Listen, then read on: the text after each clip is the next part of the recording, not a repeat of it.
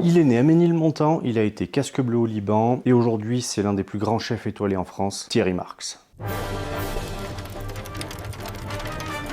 Thierry Marx n'est pas né avec une cuillère en argent dans les dents. C'est un rebelle. Il rate son entrée en pâtisserie, on lui dit qu'il est bon à rien, alors il choisit la rupture totale. Il s'engage dans les parachutistes. À 19 ans, il se retrouve casque bleu au Liban.